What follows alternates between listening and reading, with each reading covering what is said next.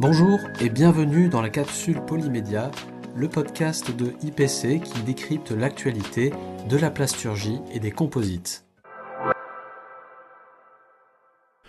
Aujourd'hui, nous allons évoquer une alternative au plastique pétrosourcé et les attentes qu'elle suscite en matière de protection de l'environnement. En effet, derrière l'omniprésence du plastique se cache une accumulation massive de déchets persistants, difficilement recyclables et parfois nocifs pour la santé.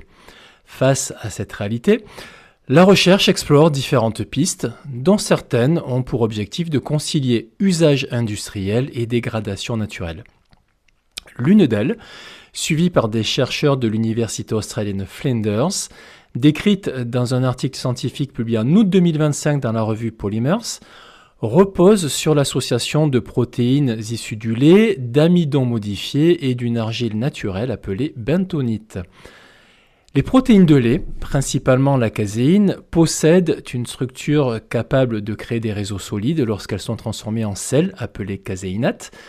Si l'on y ajoute du glycérol comme plastifiant, de l'amidon pour améliorer la cohésion du matériau, un polymère biodégradable déjà utilisé dans l'industrie, l'alcool polyvinylique, pour renforcer sa flexibilité, et enfin la bentonite pour augmenter la résistance mécanique et limiter le passage de l'humidité, l'on obtient un film mince aux propriétés proches de celles des plastiques d'emballage classiques.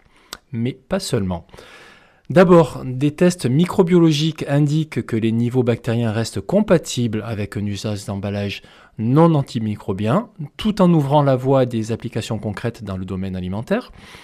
Ensuite, ce film se dégrade progressivement dans un sol ordinaire avec une désintégration complète estimée à environ 13 semaines. Alors au-delà de la prouesse technique, ce matériau se distingue par sa logique de conception. Il est composé d'ingrédients peu coûteux et abondants et constitue une alternative durable au plastique à usage unique dans l'emballage alimentaire, avec un potentiel d'intégration dans l'économie circulaire.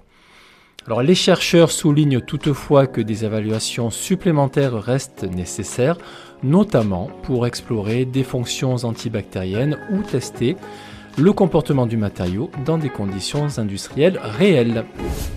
N'oubliez pas que vous pouvez continuer de suivre nos podcasts d'actualité en vous rendant sur le blog du CTIPC ou en vous abonnant à ce podcast sur Spotify.